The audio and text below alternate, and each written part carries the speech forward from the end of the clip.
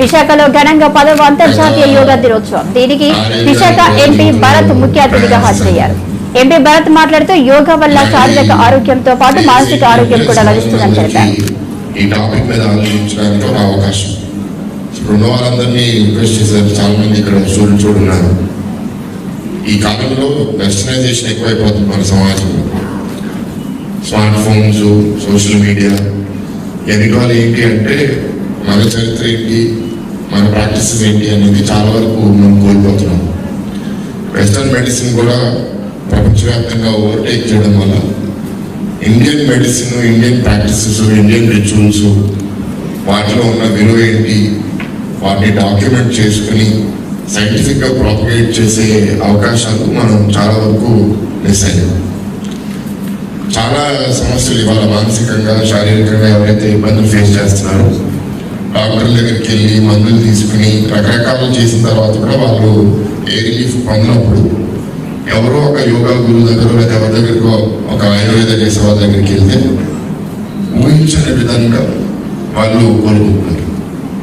అది అర్థం ఏంటి అంటే మన హిస్టరీలో మనకున్న ఈ ప్రాక్టీసెస్ వాటి విలువ ఏంటో మనకే తెలియదు.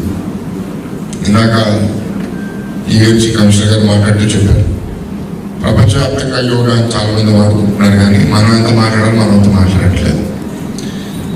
ఇక్కడ ఎంతమంది ఈ యోగా దినోత్సవం కాదు, మామూలుగా రోజు యోగా ప్రాక్టీస్ చేస్తారో చేతులెత్తండి.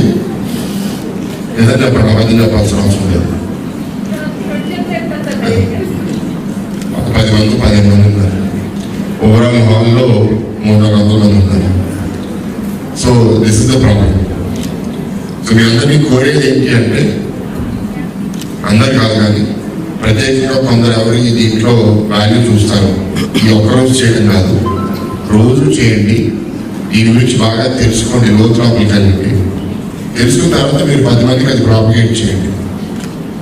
ఈ కాలంలో ప్రత్యేకంగా పిల్లలకి ఇక్కడ చాలా మంది యువకులు కనబడుతున్నారు. మానసిక ఇబ్బందులు అనేది సమాజంలో చాలా పెరిగిపోతుంది.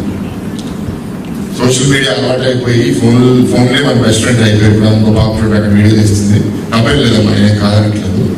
కానీ ఈ ఫోన్లు చూసి చూసి చూసి మన మనుషులు చూడటం మర్చిపోయాం. కొన్ని రోజుల తర్వాత మనుషులతో మాట్లాడటం కూడా మనకి ఎట్లా అనేది భయం వచ్చేస్తుంది. ఏదైనా చిన్న ఇబ్బంది వచ్చినా సరే అది మనకి చాలా పెద్ద పండలా కనబడుతుంది. సో చిన్న చిన్న ప్రాక్టీసెస్, రోజు బ్రీదింగ్ ఎక్సర్సైజెస్, స్ట్రెచ్చింగ్, ఈ యోగాలో ఉన్న ఆసనాలు కానీ మనం చేయగలిగితే మీకు తెలియని విధంగా మానసికంగా చాలా మీకు రిలీఫ్ పొందుతారు. ఫిజికల్గా కూడా పోస్టర్స్ వల్ల ఇవాళ కూర్చుని బడికే ఉండి ఫోన్ వాడుతున్నాము, దానివల్ల బడికే పట్టేస్తుంది, వాళ్ళకి బ్యాక్ పెయిన్ వస్తుంది. ముందు 50 ఏళ్ళు 60 ఏళ్ళు వచ్చే సంవత్సరం వాళ్ళు 20 ఏళ్ళు 30 ఏళ్ళు కూడా పిల్లలకు వచ్చేస్తుంది. సో నేను బ్రీతింగ్ ఎక్సర్సైజెస్ అప్పుడప్పుడు చేస్తాను. రోజు మెడిటేషన్ అంటే ఏం లేదు, కూర్చుని జరగకుండా 10 నిమిషాలు 20 నిమిషాలు జస్ట్ బ్రీత్ చాలు, అబ్జర్వ్ చేస్తే చాలు. సో ఇట్లాంటివి అందరూ ఇన్స్పైర్ అయ్యి మీ కమ్యూనిటీస్లో మీ వీధుల్లో మీరు కూడా యోగా ప్రాక్టీస్ చేయడం మొదలు పెడితే మిమ్మల్ని చూసి 10 మంది ఫాలో చేస్తారని ఇలా ప్రపంచ వ్యాప్త యోగా దినోత్సవం ఇవాళ మీకు సెలబ్రేట్ చేస్తారు. సో ఇవాళ చేయడమే కాదు, ఇక ఎవరైతే 2 చేతులు ఎత్తారో లేదా 1 చేతి ఎత్తారో వాళ్ళు మీ చుట్టూ ఉన్న వాళ్ళని కూడా ఆ ప్రాక్టీస్లో తీసుకొచ్చేటట్టు ప్రయత్నించాలని కోరుతున్నాను. అని ఇందాక మన కమిషనర్ గారు చెప్పినట్టు విశాఖపట్నంలో ఎక్కువ మంది ఈ ప్రాక్టీస్ ఎప్పుడైతే పెంచుతారో విశాఖపట్నం ఇంకా హ్యాపీగా ఉంటుంది, ఇంకా ఆరోగ్యంగా ఉంటుంది, మాకు కూడా పని తగ్గుతుంది. ఈ సమస్యలు మీరే ఎదుర్కొంటారు, మా అవసరం ఉండదు. సో ఎప్పుడైనా సరే ఒక రాజకీయ వ్యవస్థలో, ప్రభుత్వ వ్యవస్థలో సిటిజన్స్ ని ప్రభుత్వం మీద డిపెండెన్స్ అనేది తగ్గించే పనులు మేము పనిచేయాలి తప్ప మా మీద డిపెండెన్స్ పెంచే విధంగా మేము పనిచేయకూడదు. సో ఇట్లాంటి యోగా అంటే మీకు 90% ఇష్యూస్ మీరే రిజాల్వ్ చేసుకుంటారు, మా అవసరం ఉండదు. ఆ రోజు ఇంకా రావాలంటే